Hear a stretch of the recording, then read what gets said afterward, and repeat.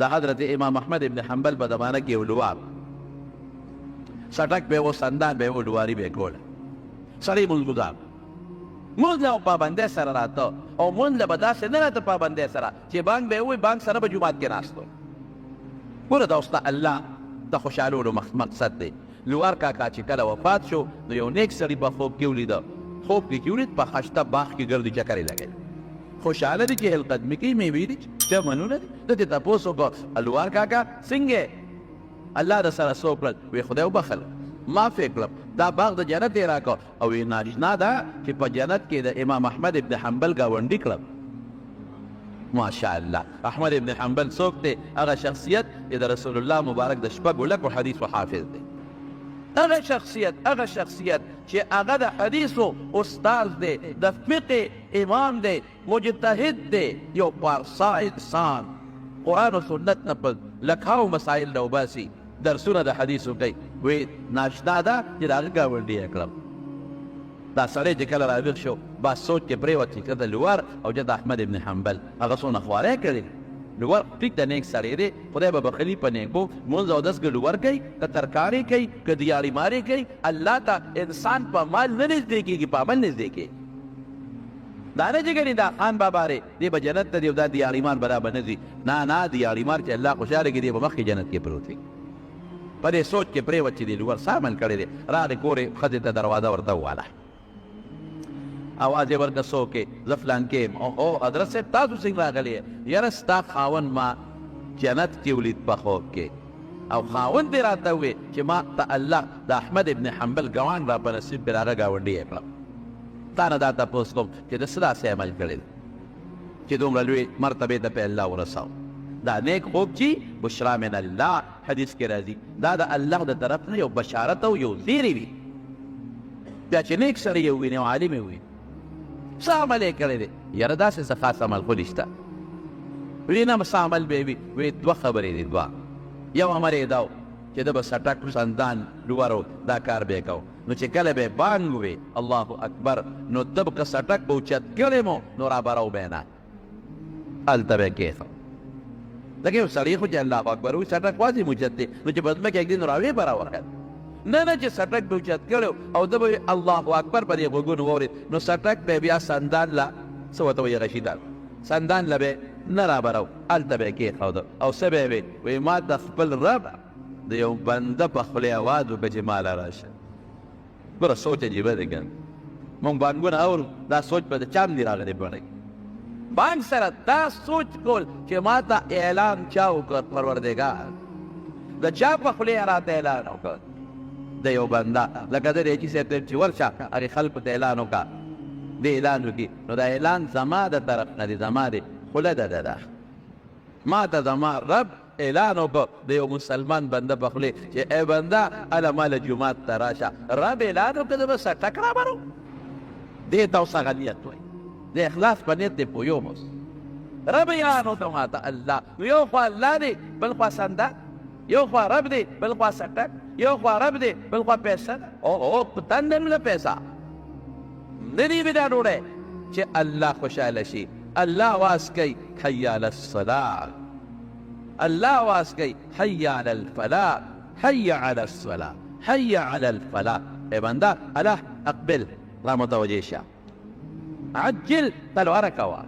اقبل متوجه شه عجل سر راځه فاستبقوا الخيرات سبقت وکړه منډه واچوه جومات ته راځه دا مطلب نه چې حقیقي منډه مطلب دا چې نور کار پرېږده شا به راځه ما ته زما رب اواز وکړه چې ما له جومات ته راشه د خپل بنده په خولې باندې سټک بیل ته کېښود او جومات ته به راغی جومات ته به راغی کېمرات جمع ته خو لا 20 منټه نیمه ګټه شته انتظار د مونځ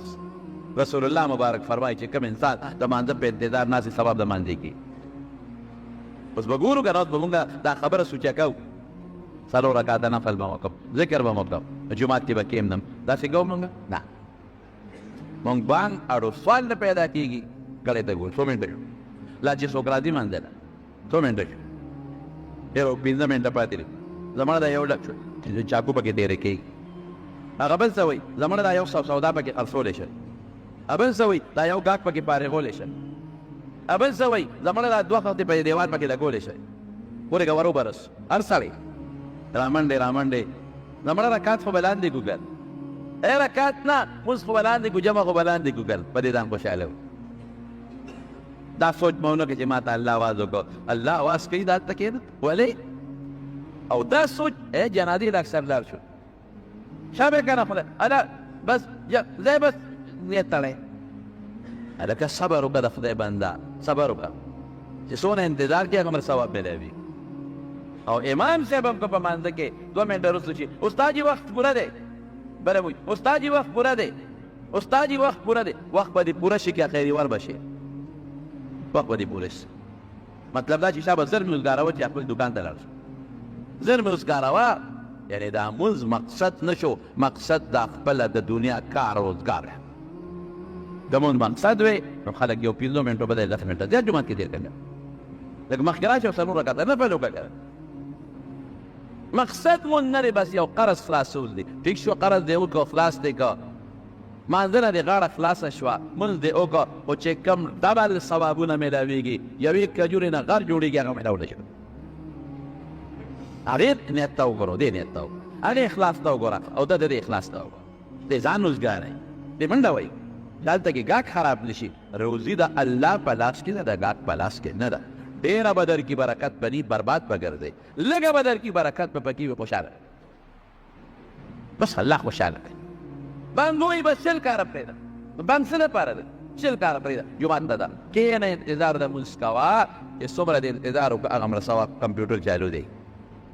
څلور رکعته نفل خو که د خدای بنده ټیم تېرېدو والا دی وخت پوره دی شابه وخت پوره دی شابه جومات کې در باندې مچۍ لګېدلې دي نښتې جومات کې در باندې دغه لګېدلې دي څه ورته ویل کېږي بیګي لګېدلې دي او خوري دي او تښتې د جومات نه د دې نه بهتره ځمکه په مخ د ځمکه بله شته دی رسول الله مبارک فرمایي خیر البقاع مساجدها وشرها اسواقها په ټولو ځمکو کې بهترینه ځمکه د جومات ته خرابه ځمکه د بازار نو د ښې ځمکې نه تښتې خرابې ځمکې نه خدای بنده هغه سړی خدای ورته وي دغه چل به یې کو کټک به یې کې خو جومات ته به راغی یو یې دا عمل و دویم عمل یې څه دی ماشاءالله دویم دا دی چې زمونږ د احمد ابن حنبل په ګاونډ کې اوسېږي مونږ به بره پراتو احمد ابن حنبل به د شپې پاسې تهجد به یې کول زما دا خاوند چې په ډډه داسې واورېده او امام احمد ابن حنبل ته به یې وکتل نو داسې به افسوس وکړو یا الله غریبې مه کړ بچي په غاړه دی الله ټوله ورځ مې سټک والی دی سندان مې ډبولی دی ستړی یم ډېر زیات الله که دا بچي مې په غاړه نه وي او دا غربت مې نه وي نو زه به مس پاسېدلی وم د دې ملا صاحب په شان د احمد ابن حنبل په شان نفل به مې کړی غریب یم نشم سبا بیا سټک وام ستړی یم وجود مې خوږېږي الله نشم پاسېدی خدایا خو د دې ملا په شان به ما هم تا ته ژړلی و مونځ به مې درته کړی خو غریب یم بچي مې په غاړه دي لاس مې ستړی دی او سبا بیا سټک له روان یم ګوره صرف د امام احمد د مونځ تمنا یې کړې ده د امام احمد د مونځ ارمان یې کړی دی رب العالمین د هغه ګاونډي که په جنت نو چې ته عمل وکړې بیا نیت هم داسې وي مزېداري عمل وکړې نو خدای پاک به پرې څومره اجر نیت نه اعلی مزېدار ښکلې خشته بس رب العالمین اجر او برکت ورکوي او نیت بېکاره دی خراب دی او ډېر مضبوط عمل هم دی ډېر مضبوط عمل اسم نشته دا ما چې کوم حدیث ووی د حضرت عمر فاروق رضی الله عنه د نبی کریم صلی الله علیه وسلم نه نقل کوي زموږ د بخاري شریف لومبی حدیث زموږ د مشکات شریف لومبی حدیث دی نورو کتابونو کې هم دا لومبی حدیث مونږ یې طالبانو ته ښایي دا حدیث څه دی او مشهور دی د سکول کالج هلکانو ته هم یادي انما الاعمال بالنیات واقع څه وه واقع دا وه یو سړی مهاجر ام قیس په دې نوم مشهور دی یو ښځه وه ام قیس ای خوښه وه هغې ښځې ته یې ما سره نکاح وکړه ما سره واده وکړه هغې ورته ویې که هجرت کې مدینې ته در سره به وکړو که مدینې ته هجرت نه کې نو زه د مدینې نه بهر نه کوم د سره واده دا د خوښه وه دې د مکې مکرمې نه روان شو مدینې شریفې ته زه هجرت به وکړم دا ښځه په نکاح وانه هجرت مونده عمل او د مکې نه مدینې ته عمل هجرت تقریبا 480 کیلومیټر یعنی 500 کیلومیټر مزل دونه ګران کار مورې پرېښوه پلار یې پرېښود دونه ګران کار او لاره خو اوس په ګاډو کې به دی هغه زمانه کې خو پیاده مزلې وې او پوخانو به خلک تل دغه مزلې جوار به ګرمي به وه په لاره خوراک هم نشته په لاره اوبه هم نشته څومره سخت نه سخت سفر د مکې نه مدینې منورې دی رسول الله مبارک د چا اله وې چې دا کاکاجي خو د ام قیس د نکاح دپاره هجرت کړی د مکې نه راغلی دی مسلمان دی کافر نه دی خو هغې نکاح دپاره رسول الله مبارک په منبر کې ناست او اعلان یې وکړو ایها الناس انما الاعمال بالنیات د عمل تعلق چا سره دی نیت سره فمن كانت هجرته الى الله ورسوله وانما لامرئ ما نوى انما لامرئ ما نوى دې سړي چې څومره اعلی نیت کړي هغه مره ثواب که دې سړي ډېر نیتونه کړي ډېر ثوابونه زه به د هغې یو مثال درکړم یو سړی د کور نه راووت جومات ته دی د یو نیت دا وکړو چې د جومات ته ځم په ښي طرف به ځم ښي طرف باندې تل سنت مستحب چې واپس راځم بیا به په لارې په ښي طرف راځم یو نیت یې دا وکړو دویم نیت یې دا وکړو چې جومات ته ننوځم خیر په بدن نه کوم او د جومات دعا به کوم اللهم افتح لي ابواب رحمتك بسم الله والصلاة والسلام على رسول الله صلى الله عليه وسلم جمعات نوزم قصف ببارو باسر او دابا اللهم إني أسألك من فضلك بسم الله والصلاة والسلام على رسول الله دابا غير سوني تجو دعا درم يسري جمعات تجنن وزم بخلق والسلام جو سرورم يسري چاہتا بزرر نرسو پنځم نیت سره د دنیا ګپ شپ به نه لګو شپږم نیت سره هلته به کښېنم یو څلور رکعته نفل به وکړم اووم نیت سره د مونځ انتظار به وکړم اتم نیت سره تکبیر تحریمه به لاندې کړم تکبیر تحریمه به لاندې کړم نهم نیت سره د اعتکاف نفلي نیت به وکړم چې تاسو خدای جومات کې زما به اعتکاف وي نهه نیت ده شي لسم نیت یې څه دی لسم نیت بانګ وایي اقامت وای دا دې جواب به ورکړو نورم پکې کېدی شي دا لس شو چې د کوره راووت ساعت یې ووت د غریب هارټ اټیک وشو دا د لسو نیتونو اجر او ثواب به رب العالمین وررسي وانما لامرئ ما نوى طالبان ما دپاره د عموم دی څومره نیتونه یې وکړل دومره ثواب میلاو شي یارونو ما يفعل الله بعذابكم الله وی د ستاسو په عذاب څه کومه ما خو عذاب له نه پیدا کړی خدای ما شکر ادا کړي الله زموږ د بخښنې دپاره بانې لټوي الله جنت بم په چا ډکوي کړه نو کافر خو نه بودي جنت ته منافق خو نه بودي جنت ته بل دشمن خو نه بودي جنت ته موږ به بودي انشاءالله بلدي او جنت هم یو نه دی بلا جنتونه او جنت هم صدا سنه چې پټېنی ځای دی بس دا خلک به پکې وردن نه شي او په یو بل سره به جګړه کوي چې دا دمه او دا دمه او دا دمه دا دومره شی دی چې د ادنا جنت د ټولو نه راکوټ جنت چې الله یو انسان له ورکوي نو عرضها کعرض السماوات والارض پلنوالی به یې دونې لکه ځمکه اسمانونه اوږدوالی خو پلنوالی کم وي اوږدوالی زیات الله سره د څه څیز کمی دی نو الله دا جنت ته کول غواړي نو هغې دپاره بهانې لټوي او موږ ډېر قمقل یو موږ ډېر سادهګان یو موږ د خدای د رحمت نه سر تښتو الله وي باران کوم مه تښته د رحمت نه او موږ دې تښتو انما لامرئ ما نوى یا سوی ومن كانت هجرته الى الله ورسوله فهجرته الى الله ورسوله چا چې د الله دپاره او د رسول د خوشحالولو دپاره هجرت وکړو دا هجرت یې خدای او رسول ته قبول رسول ته هم قبول به پرې خوشحاله شي دعا به ورته وکړي الله ته هم قبول به پرې جنت ورکړي ځکه الله او د رسول دپاره هجرت کوي بل څه دپاره یې نه کوي یو صحابي دی حضرت ابو سلمه رضی الله عنه او د هغه بله ښځه ده ام سلمه رضی الله تعالی عنها دواړه ډېر زیات یو بل سره محبت لري دا که تاسو تاریخ وکړئ حیران بشئ چې د دې ښځې خاوند یو بل سره څومره مینه وه تاریخي خبره ده ډېره زیاته مینه یې وه یو بل سره ډېره زیاته دونه محبت و چې دا ښځه دې خاوند ته وایي وی ای ابو سلمه وی یو جوړه وکړو دواړه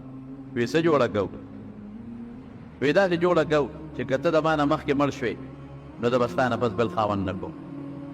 او که زه ستا نه مخکې مړه شم نو ته به د ما نه پس بله ښځه نه کوې چې ما تا په جنت کې 2 بدویو بس. حالانکه په عربو کې دا رواج و چې خاوند به مړ شو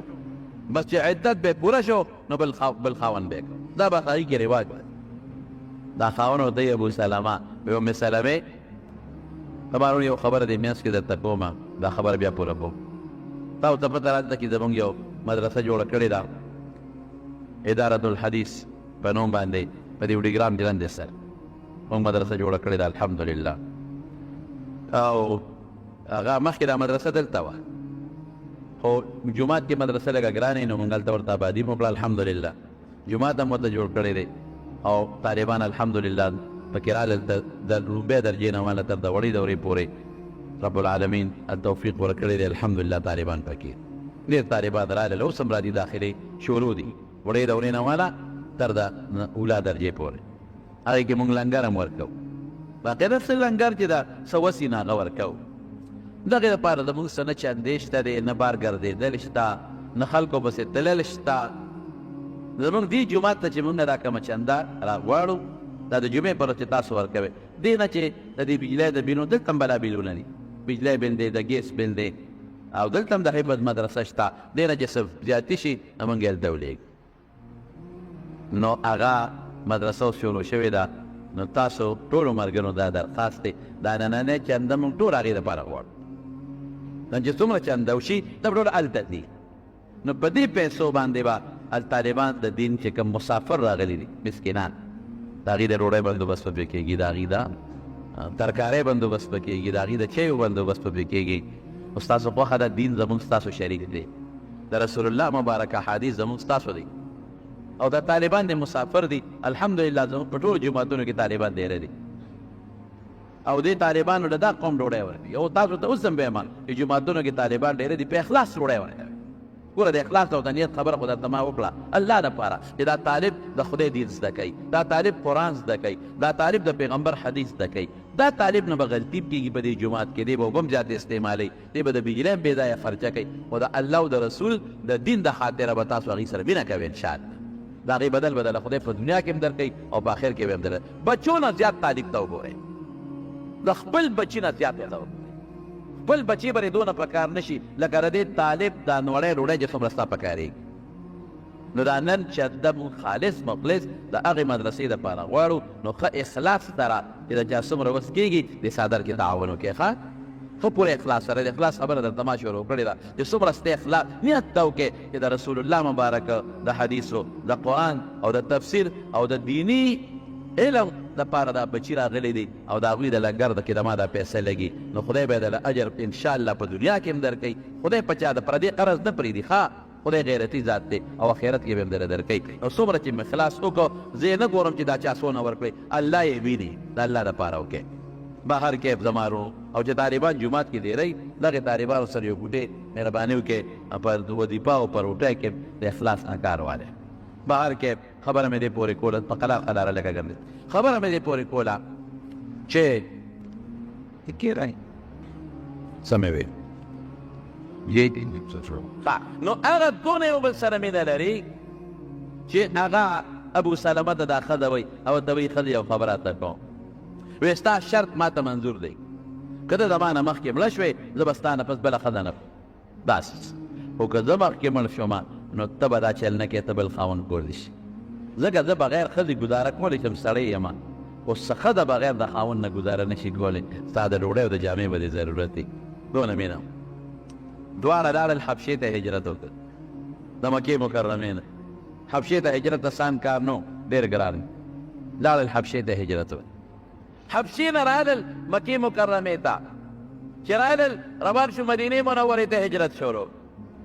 ګوره الله دپاره پلاران د دواړو شته میندې د دواړو شته وروڼه د دواړو شته قوم د دواړو شته مدینې منورې ته هجرت شروع چې مدینې ته هجرت شروع کړو د دې ام سلمې وروڼه رالل د قوم خلک او دې ابو سلمه دا خاوند یې وله کلک راونیوه وایي دا څه کې دا مونږ تا باندې خرڅه کړې ده کله حبشې ته بوځي ځان ته په غرونو ګرځې اوس یې مدینې ته بوځي دا په تا مونږ خرڅه کړې خو نه ده که دلته ورسره اوسېږي زمونږ د لون خور به د سره که دلته نه زه خپل کار کوم هغه وایي چې زه خو هجرت نه پرېږدم مینه ښه ده خو مې ډېره زیاته د مینې ښځه ده ډېره زیاته مې خوښه ده خو رسول او خدای نه پرېږدو، هجرت فرض دی، دا نه پرېږدم. روان شو مدینې ته، ښځه دې پاتې کړه. ښځې وایي زه ځم ورسره د ما خاوند دی، زه په شاړو کې ورسره خوشحاله یم. وایي نه دې پرېږدو. چې ښځه دې جدا کړه نو د ابو سلمه د خاوند رونه یې رادل قومیان، ماشوم بچي و دې ښځې سره، هغې ته یې واغېسته. وایي تاسو زمونږ د رور نه ښځه واغېسته، بچی زمونږ کېږي، راکې بچی. بچی ته یې ویبود د خاوند رون قوم. بس دی غریب نه د مینې خاوند هم لاړ د دې غریبې نه، او بچی دې لاړ. داسې سلګی به یې والي او جړل به یې، او خلکو ته به یې وایي زه خاوند لزم، زه خاوند لزم، زه هجرت کوم، زه رسول الله لزم، زه هجرت کوم. نشي تللی، ځان نه به یې ویښتم ورته به لاړه، په دې غرونو به ګرځېده او جړل به یې. نو د چا پې رحم راغی، نو هغې وروڼو پسې لاړ وي تاسو څه کوئ؟ تاسو د دې د خوشحالولو دپاره وایئ که څه خپل غرض هم چې هغه په هجرت د خپل خاوند سره هلته خوشحاله د څه کوئ؟ راځئ یې کړل. چې راځئ یې کړل وي ښځه خاوند له، نو بیا لاړ د ابو سلمه قوم لا بچی یې وله راواخېست، وله یې ورکړه. وایي ځه یا بیا تنها یې بچی غېږ کې نو مدینې ته روانه شو، او رسول الله مبارک له ځان ورسېد. خدای څه بدل ورکړه؟ الله اکبر. دغه ابو سلمه وفات شو کال یو نیم کال پس. دا ام سلمه جړلې، دا وایي کور کېناستم، ما وی نن زما د مینې خاوند مړ دی، داسې جړا به کوم چې خلک به د هغې قصې کوي، نقلونه به یې کوي. یو دو ملګري نور هم ښځې رالې، پلان هم تیار کړه چې موږ به سپیر کوو او ساندرې به وو او جاړو به. وایي دې کې رسول الله مبارک را دننه شو. ما ورته پته وه چې دا پرې د مینې خاوند مړ دی، نو ما ته یې غږ ونه کړو، خو هغه ښځو ته یې ووایي تاسو د هغې کور ته بیا شیطان را دننه کوئ چې خدای دې دوه ځله شیطان اخیستی،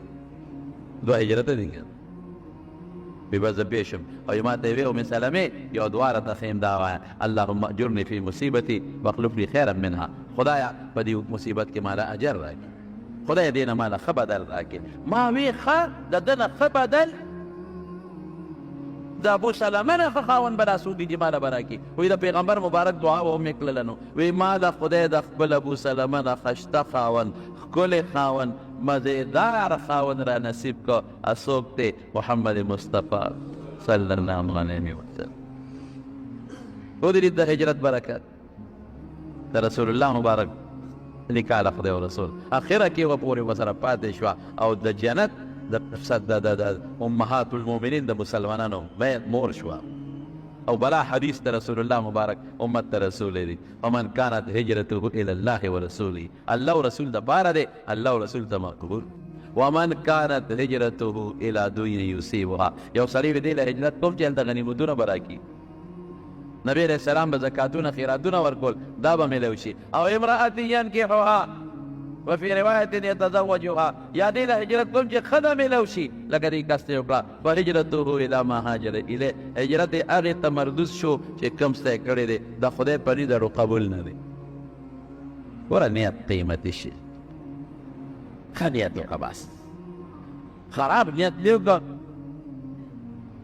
صوفي صاحب قصه کړه، صوفي صاحب شیخ الاسلام نامه هم روږده ګیره، د هغه په کلي کې ونه وه، خلکو به د هغه ونې سره څه ناروا اعمال کړو. چا به تورې ورته ځانځولی و، چا به ترې بچي غوښتله و، چا به بیماران بوتلل د ونې د خرام لاندې به یې دننه اخوا کول. دا بدعات، دا ګناه او ما فوق الاسباب کې چې د الله نه بغیر بل نه غواړي شرک. خلک به د ونې سره چا شرکونه او چا بدعات او دا ګناه. صوفي صاحب وایي چې د دې یو علاج دی و دا چې دا ونه د وی ښه ووامه،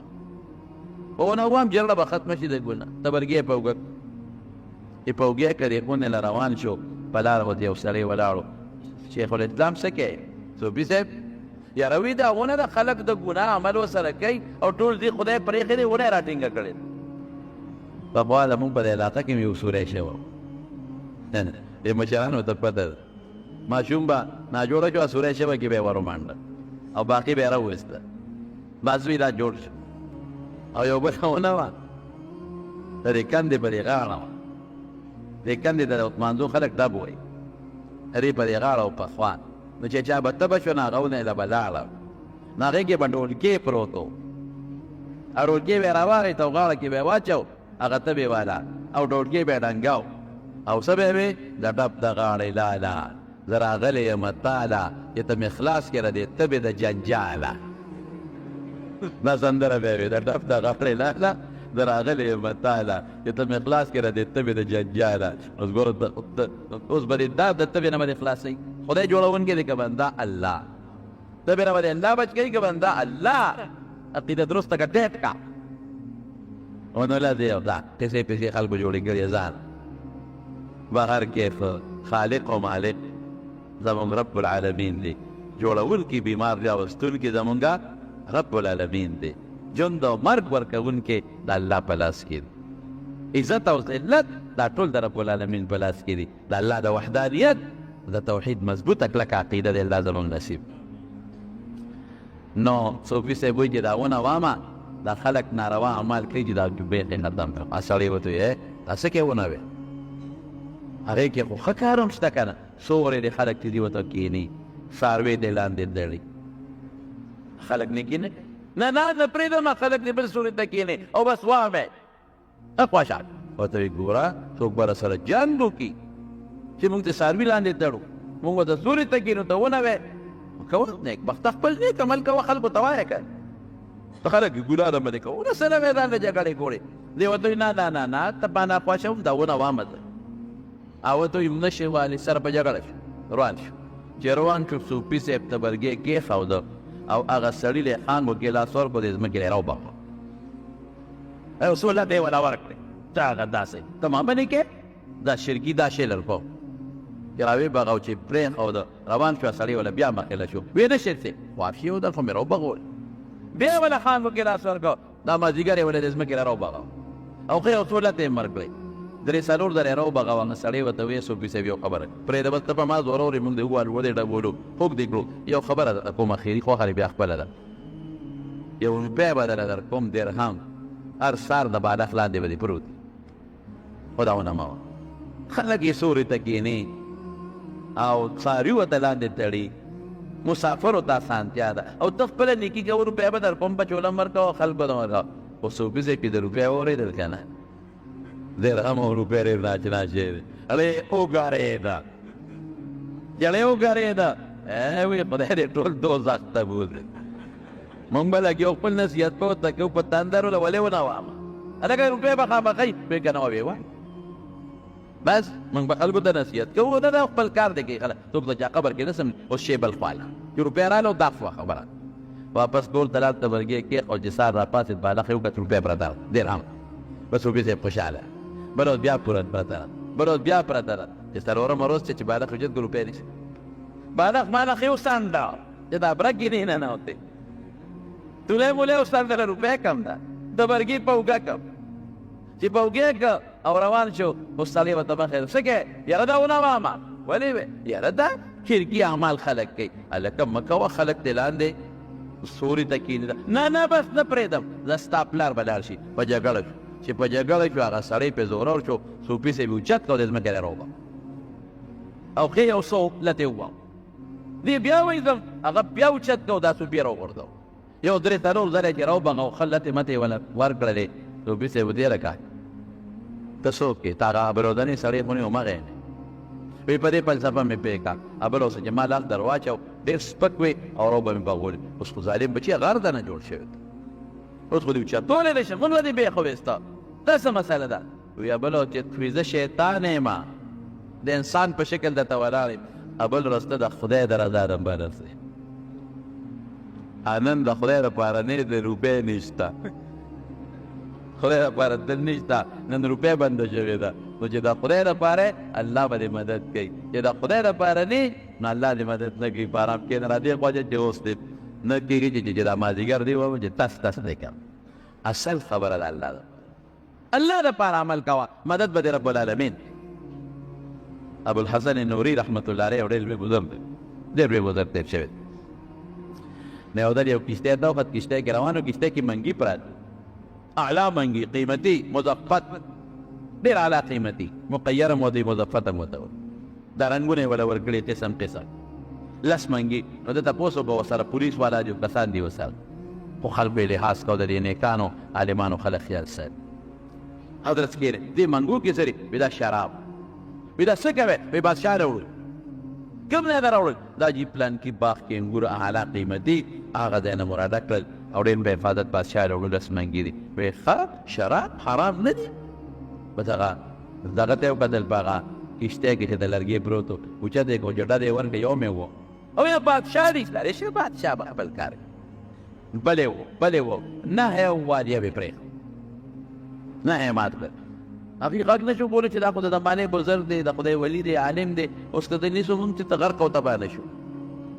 بادشاه له هغه یو منګي یوړو او بادشاه ته ریپورټ ورسېد چې صاحب موږ خو لس منګي را په مخه کړي ابوالحسن نوري رحمت الله علیه نه مات کړي یې پرېښود. پیری وایي بادشاه ته یې پیش کړ پولیس ګرفتار. بادشاه ته یې پیش کړ وی زما منګي تا مات کړل وی یو تا دا جرأت ولې چې زما منګي دې مات کړل نو یو فاتته وي یو الله بل په الله یا به مې ته خوشحالولې غلی به الله به مې خفه کو یا به مې الله خوشحاله و ته به مې خفه کولې. نو بادشاه سلامه ستا قدر په ما ډېر دی خو د خدای نه زیات نه دی. وی ښه د اختیار چا درکړی چې دا منګي مات کړو؟ ټیک شو دا منګي دې مات کړ د اختیار خو ستا نه دی دا خو ما دې دپاره یو ډله جوړه کړې هغه ډله به امر بالمعروف او نهی عن المنکر کوي. ته نشي کولی تا له د اختیار چا درکړه؟ ما د رسول الله مبارک را کړی هغه کوم ځای درکړی دی؟ وایي هغه ما ته وایي چې من رأى منکم منکرا فلیغیره بیده چا چې ناروا ولیدل په لاس به باندې فإن لم يستطع څنګه دی فبقلبه نه فبلسانه په ژبه به باندې او فإن لم يستطع فبقلبه ای فلیغیر بقلبه زړه کې به دا سوچ کوي چې که طاقت مې کله پیدا شو نو بندو دا به وایي ما دا پیغمبر وی ښه ده وکړل چې دې مات کړل نه زه بس ټیک شو تا له پیغمبر اختیار درکړه خو دا یو دی ولې پرېږ